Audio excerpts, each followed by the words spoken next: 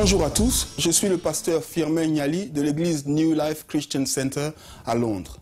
Et aujourd'hui, je voudrais partager avec vous un message intitulé « Expérimenter Jésus ». Ce message est basé sur un passage des Écritures qui se trouve dans le livre des Actes des Apôtres au chapitre 4 et au verset 13. La Bible nous dit ceci.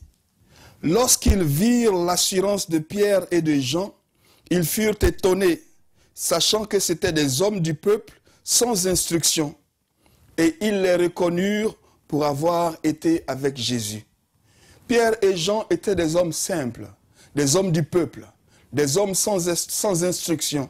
Mais la Bible dit ici qu'ils ont été reconnus pour avoir été avec Jésus. Que s'est-il passé?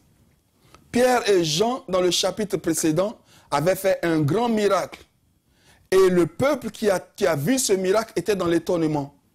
Pierre a donc pris la parole et a profité de cette opportunité pour prêcher avec zèle et puissance le Seigneur Jésus-Christ.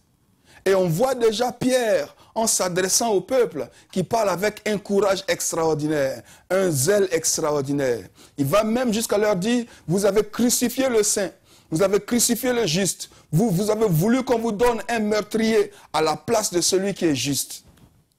Mais ici, dans le chapitre 4, l'audience de Pierre et de Jean est différente. Ici, Pierre et Jean s'adressent au Sanhédrin. Et le Sanhédrin, ce n'est pas le peuple. Le Sanhédrin, c'est l'autorité spirituelle. Le Sanhédrin, c'est ceux qui ont le pouvoir de la vie ou de la mort sur quiconque. Le Sanhédrin, c'est l'élite politique, l'élite religieuse et l'élite sociale du peuple. Le Sanhédrin, si vous voulez, c'est comme le Parlement, ceux qui sont en autorité. Et c'est devant ces gens-là que Pierre et Jean parlent. Et c'est justement ces gens-là qui reconnaissent que Pierre et Jean sont des gens du peuple, ils sont des hommes sans instruction, mais la grande différence qu'il y a dans leur vie, c'est qu'ils ont été avec Jésus. Pierre et Jean ont été avec Jésus. Et parce qu'ils ont été avec Jésus, ils ont été capables de montrer qu'ils ont été avec Jésus. Parce qu'ils ont été avec Jésus, les hommes et les femmes du Sanhédrin se sont rendus compte. Et ils les reconnurent pour avoir été avec Jésus. Pierre et Jean avaient expérimenté Jésus.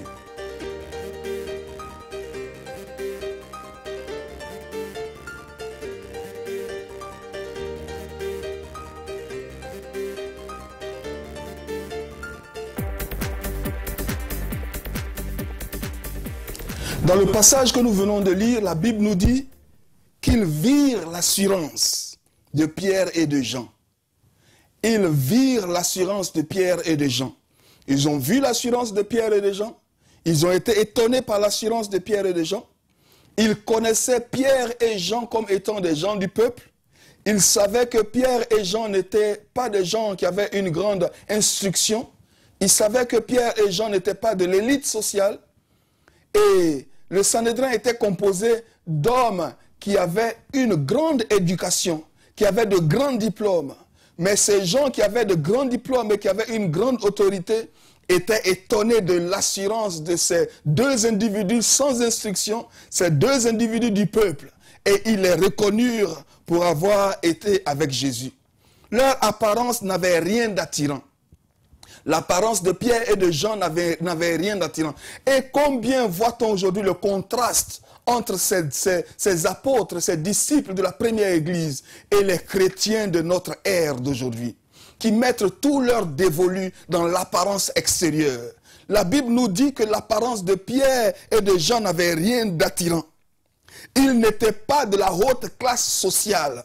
Ils n'étaient pas de la haute classe sociale. Ils étaient des gens simples, sans instruction. Mais leur assurance ne venait pas de leur apparence extérieure. Leur assurance ne leur venait pas de leur compte bancaire. Leur assurance venait de Jésus-Christ. Et c'est cette assurance qui a fait trembler et qui a fait reculer l'autorité politique la plus haute de leur temps. Et c'est cette assurance qui a fait trembler, qui a mené dans la confusion totale le Sanhédrin, l'autorité politique la plus haute de leur temps. Eh bien, pourquoi? la seule chose dans leur vie qui leur donnait de la valeur, la seule chose dans leur vie qui leur donnait du crédit, la seule chose dans leur vie qui leur donnait du mérite, la seule chose dans leur vie de laquelle ils se glorifiaient, c'est d'avoir été avec le Seigneur Jésus-Christ. Le prophète nous dit ceci. Il nous dit, si quelqu'un veut se glorifier, qu'il se glorifie uniquement dans le fait qu'il connaît Dieu. Et notre connaissance de Dieu va nous amener à faire des exploits. La Bible dit dans le livre de Daniel, ceux qui connaîtront leur Dieu, c'est ceux-là qui feront de grandes choses. C'est ceux-là qui feront des exploits. Pas ceux qui s'asseyent simplement à l'église. Pas ceux qui ont une connaissance superficielle de Dieu. Pas ceux qui pensent connaître Dieu. Mais ceux qui connaissent Dieu. La Bible dit, on les reconnut pour avoir été avec Jésus-Christ. Bien-aimé, es-tu de ceux-là qu'on reconnaît pour avoir été avec Jésus-Christ? Ou es-tu simplement de ceux-là qu'on reconnaît pour avoir été dans l'assemblée des saints?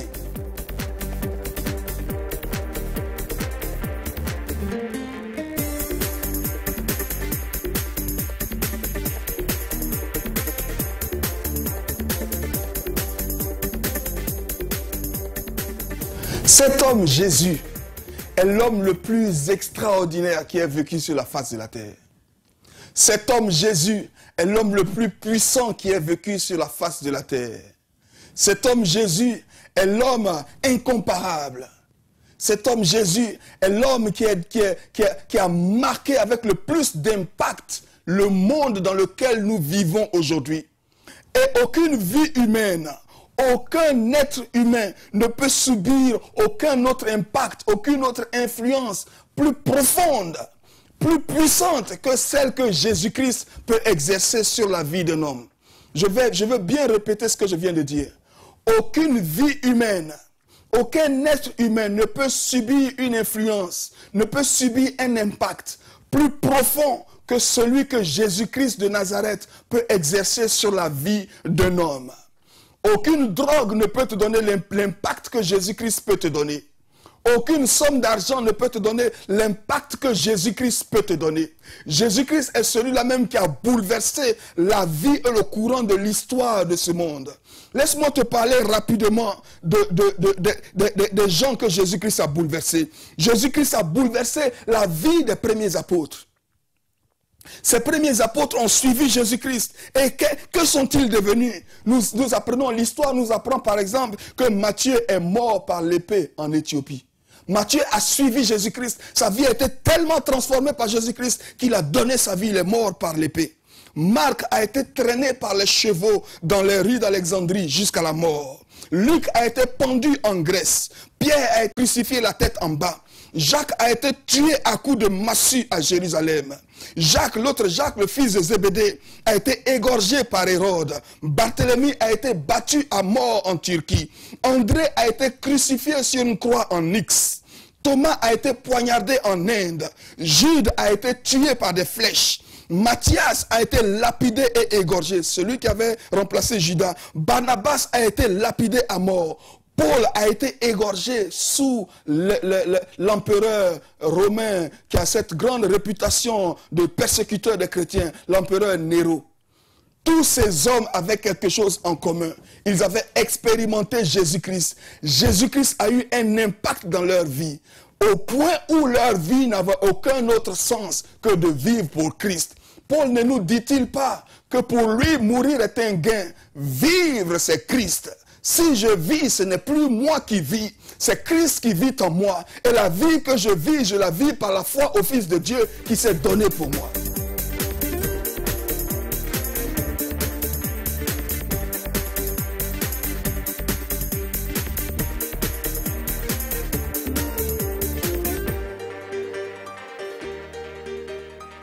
L'impact de Jésus-Christ sur la vie d'un individu est plus fort et plus profond que l'impact de l'éducation.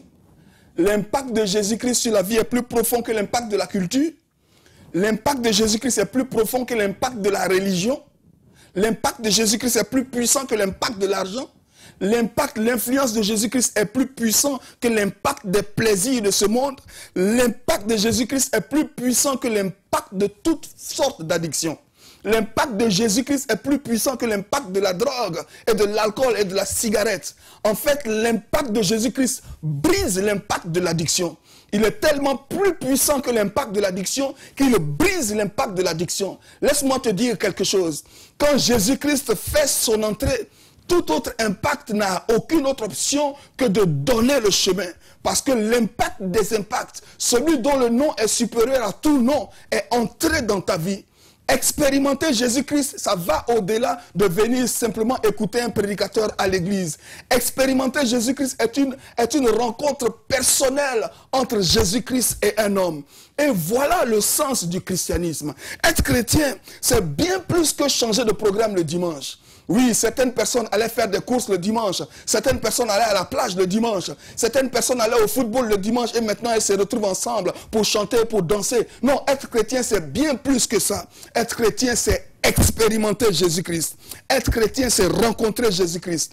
Être chrétien, c'est rencontrer personnellement Jésus-Christ de Nazareth. C'est l'expérimenter personnellement dans son cœur. C'est le recevoir personnellement dans son cœur. C'est l'accepter. Être chrétien, c'est vivre Christ. Être chrétien, c'est manger et boire le Christ.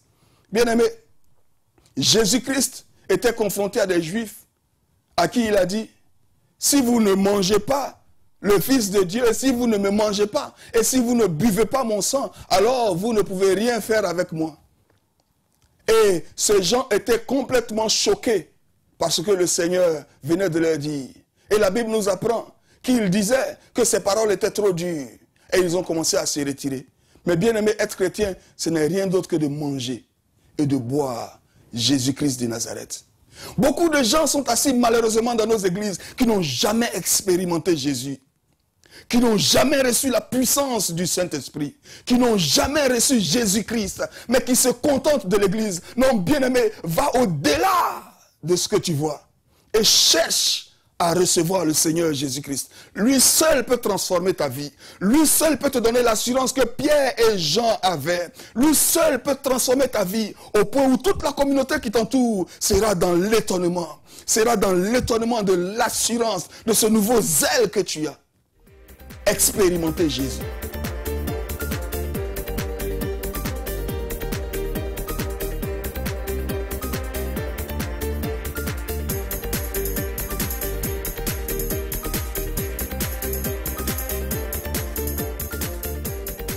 En recevant Jésus-Christ, nous recevons la vie. En recevant Jésus-Christ, nous recevons la vie de Dieu. En recevant Jésus-Christ, nous recevons la plénitude de l'économie divine. En recevant Jésus-Christ, nous recevons Dieu lui-même en nous. En recevant Jésus-Christ, nous devenons un avec Dieu. Nous devenons un avec Jésus-Christ, nous devenons un avec Dieu.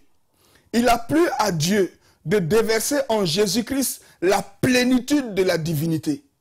En recevant Jésus-Christ, nous recevons Dieu en nous. La Bible nous apprend que nous sommes la demeure du Saint-Esprit. En recevant Jésus-Christ, nous recevons le royaume de Dieu en nous. Et c'est ce royaume qui se déploie partout où nous allons. En recevant Jésus-Christ, nous recevons l'autorité de Dieu. En recevant Jésus-Christ, nous recevons la puissance de Dieu. La Bible dit, voici les signes qui accompagneront ceux qui auront cru. À mon nom, ils imposeront les mains aux malades et ceux-là seront guéris. Ils chasseront les démons. Bien-aimé, as-tu déjà vu un démon? La Bible nous dit qu'à cause de ce que nous avons reçu Jésus-Christ, nous allons ouvrir nos bouches et donner des instructions au monde spirituel. Et des choses vont se mettre en place. Pourquoi? Parce que nous avons reçu une autorité à laquelle les êtres et les entités spirituelles n'ont pas d'autre option que d'obéir. En recevant Jésus-Christ, en expérimentant Jésus-Christ, nous sommes assis avec lui, avec Jésus dans les lieux les plus élevés, en Christ. Alléluia. Nous devons expérimenter Jésus-Christ. Jésus-Christ est l'esprit vivifiant. Il est l'esprit qui donne la vie. Jésus-Christ est le chemin, il est la vérité et il est la vie. Jésus-Christ n'est pas une option, il est le chemin, il est la vérité et il est la vie. En recevant Jésus-Christ, nous recevons la vie. Il est l'esprit vivifiant. La Bible nous dit la chair ne sert de rien, mais c'est l'esprit qui donne la vie. L'esprit donne la vie aux choses mortes. Sans Jésus-Christ, nous sommes morts. Vous étiez morts par vos péchés et vos transgressions. Sans Jésus-Christ, nous demeurons dans la mort. Et le royaume de la mort s'étend sur nous. Le royaume de la maladie s'étend sur nous. Les sorciers s'étendent sur nous. Satan et ses démons s'étendent sur nous. Pourquoi? Parce que nous vivons sous le règne de la mort. Nous vivons dans le royaume de la mort. Mais avec Jésus-Christ, nous passons de la mort à la vie. La Bible nous dit dans le livre de Jean chapitre 5 que celui qui a reçu le Fils est passé de la mort à la vie. Bien-aimé, si tu veux recevoir l'assurance que Pierre et Jean avaient, si tu veux recevoir un bouleversement, un changement radical de ta vie, la seule solution pour toi, c'est Jésus-Christ de Nazareth.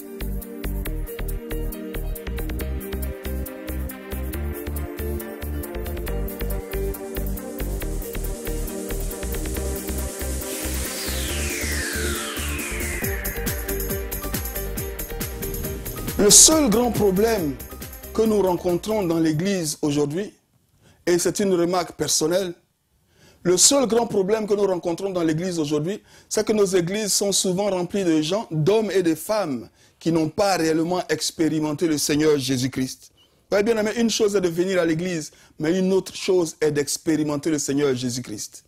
J'ai un ami pasteur, soit dit en passant, qui me disait, mais je ne comprends pas, je ne vois pas le changement, je ne vois pas la transformation. Je prêche, mais je ne vois pas les fruits de ma prédication. Je dis, tant que tu prêches à un groupe de païens, la Bible dit que ces gens-là, ils ne peuvent pas recevoir les choses spirituelles.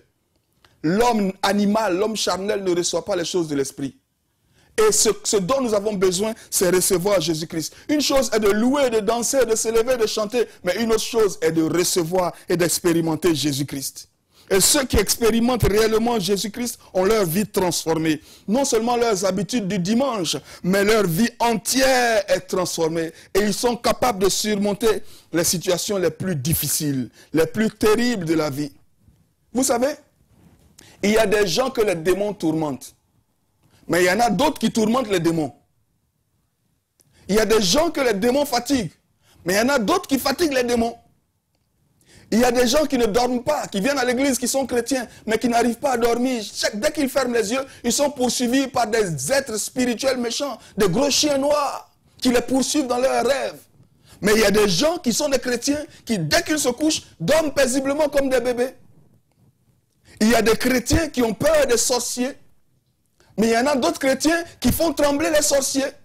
La seule différence, bien aimé, je vais te la dire aujourd'hui, c'est qu'il y a des gens qui se disent chrétiens, mais qui n'ont pas réellement expérimenté Jésus. As-tu réellement expérimenté Jésus?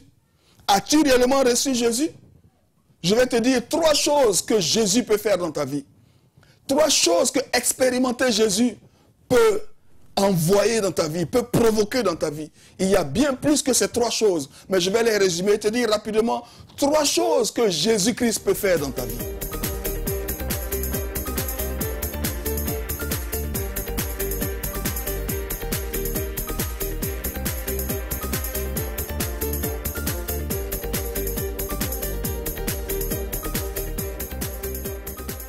La première chose que expérimenter Jésus-Christ apporte dans nos vies, eh bien, expérimenter réellement Jésus-Christ nous donne de l'assurance. Expérimenter réellement Jésus-Christ nous donne de l'assurance. La Bible dit lorsqu'ils virent l'assurance, et cette assurance se voit. Vous voyez, la Bible nous dit dans le livre de Proverbes, au chapitre 28, verset 1, le méchant prend la fuite sans qu'on le poursuive. Le juste a de l'assurance comme un jeune lion. Expérimenter Jésus-Christ va te donner l'assurance comme un jeune lion. Il y a beaucoup de gens qui sont des chrétiens, mais qui n'ont aucune assurance. Ils sont superficiels. Ils sont faibles. Ils sont hésitants. Ils ne peuvent pas défendre leur foi. Ils ne peuvent pas expliquer leur foi. Ils n'ont aucune assurance. Ils ne sont pas sûrs de ce qu'ils croient. Ils peuvent changer de position du jour au lendemain. Ils ne peuvent pas expliquer leur foi. Ils n'ont même pas le courage de partager leur foi. Combien de fois il y a des chrétiens à qui on dit, allez, nous allons évangéliser dans la rue. Ah non, ça c'est pas pour moi. Moi je ne peux pas faire ça. Ils n'ont pas le courage de partager leur foi. Mais quand tu as expérimenté Jésus, bien-aimé, tu es pressé. L'amour de Dieu te presse. La puissance de Dieu te presse et tu veux partager le message de l'évangile. Pourquoi? Parce que tu as de l'assurance. Tu sais en qui tu as cru. Tu sais que si Dieu est pour toi, personne ne peut être contre toi. Tu sais que ton Dieu ne t'abandonnera jamais. Et tu vois ton courage non seulement à l'église, mais aussi en dehors de l'église. Et Dieu nous commande d'aller prêcher l'évangile. Et nous avons besoin du courage pour cela. La première chose que tu expérimentes quand tu rencontres Jésus-Christ, il te donne de l'assurance. Une autre chose, et la deuxième que tu expérimentes quand tu rencontres Jésus-Christ et que tu l'expérimentes réellement, c'est que Jésus-Christ te donne de faire des choses extraordinaires. Pierre et Jean étaient des hommes sans instruction, des hommes simples, des hommes du peuple. Mais Dieu les utilisait pour faire des choses extraordinaires. Bien aimé, notre Dieu aime apprendre les hommes faibles pour confondre ceux qui pensent qu'ils sont forts. Il aime apprendre les hommes vils pour confondre ceux qui pensent dans ce monde qu'ils ont la sagesse. Dieu va t'utiliser tel que tu es. Dieu va t'utiliser dans ta faiblesse afin que lui, Dieu, soit glorifié. Expérimenter Jésus-Christ te donne de faire des choses extraordinaires. Alléluia. Dieu aime utiliser des gens faibles, comme Pierre et Jean. Et Pierre et Jean, justement, disaient à ce peuple, quand ils ont fait ce grand miracle de faire marcher le boiteux, ils disaient au peuple, pourquoi avez-vous les regards tournés vers nous, comme si c'était par notre propre piété que nous avons fait marcher cet homme? Non, il a dit à l'homme boiteux, il lui a dit, ce que j'ai, je te le donne. Au nom de Jésus-Christ de Nazareth, lève-toi et marche. Et Dieu veut t'utiliser pour faire des choses extraordinaires, pourvu que tu veuilles vraiment expérimenter Jésus-Christ de Nazareth. La troisième chose que tu peux recevoir en expérimentant réellement Jésus-Christ, c'est que Jésus-Christ te donne quelque chose à dire. Beaucoup de chrétiens sont la bouche bée. Ils ne peuvent pas parler parce qu'ils n'ont pas reçu. Ce que nous disons sort de ce qui est dans notre cœur. C'est de l'abondance du cœur que la bouche parle. Expérimenter Jésus-Christ met l'abondance de la joie dans le cœur, met l'abondance du réveil dans le cœur, met l'abondance de l'amour de Dieu dans le cœur. Et tu ne peux pas t'empêcher de proclamer cela. Pierre et Jean, devant le Sanhédrin, disaient ceci à ces hommes en autorité. Comment voulez-vous que nous obéissions aux hommes que d'obéir à Dieu? Ce que nous avons vu de nos propres yeux, nous ne pouvons pas nous taire. Nous devons le proclamer. Et c'est Jésus-Christ doit être proclamé. Alléluia. Jésus-Christ fait des choses extraordinaires dans ta vie.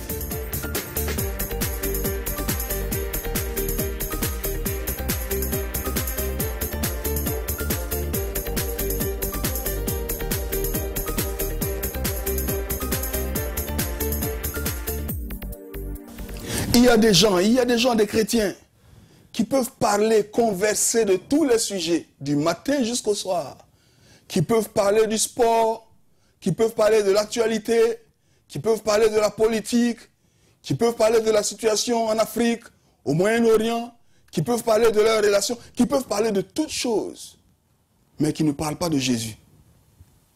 Et j'en connais comme ça des chrétiens, et surtout nous les Africains et partout dans le monde, des chrétiens qui parlent beaucoup des sorciers. Oui, dans mon village, les sorciers ils font ceci, les sorciers ils font cela, les sorciers ils sont forts, les sorciers ils tuent, les sorciers ils font cela. Mais combien de temps allez-vous passer à glorifier Satan? Non, Jésus-Christ est plus fort que les sorciers. Parlez plutôt de Jésus-Christ. Eh bien, expérimentez réellement Jésus. Je ne me vois pas en train de passer du temps à donner la gloire à Satan. Non, je vais glorifier le nom de mon Seigneur Jésus-Christ. Pourquoi? Parce que je l'ai expérimenté. Et c'est très, très, très important pour chaque chrétien d'expérimenter réellement Jésus-Christ. Je voudrais finir par lire ce passage. Ici, la Bible dit, dans le chapitre 4, que nous avons lu tout à l'heure, nous avons lu le verset 13, mais le verset 12 nous dit ceci. Il n'y a de salut en aucun autre, car il n'y a sous le ciel aucun autre nom qui a été donné parmi les hommes par lequel nous devions être sauvés. Bien-aimé, si tu veux voir les choses changer réellement dans ta vie, tu as besoin de Jésus. Il n'y a de salut en aucun autre. Tu t'es confié pendant longtemps dans beaucoup de choses et ta soif n'a pas encore été étanchée. Et ta faim n'a pas encore été satisfaite. Et tu tournes encore en rond. Et tu n'as aucune assurance. Et tu vois les choses dans la vie de certains chrétiens que tu convoites. Oh, j'aimerais être comme ce frère, comme cette sœur qui fait des prodiges pour le Seigneur. Et tu désires cela dans ton cœur. Mais il n'y a de salut en aucun autre. Répands-toi de tes péchés et donne réellement ton cœur au Seigneur Jésus-Christ. Lui seul est capable de transformer ta vie. Lui seul est capable d'apporter l'assurance dans ta vie. Lui seul est capable de mettre un nouveau cantique dans ton cœur et dans ta bouche. Lui seul est capable de te faire des choses extraordinaires. Pense à ce que je suis en train de te dire et cherche Jésus-Christ et donne ta vie au Seigneur Jésus. Gloire à Dieu.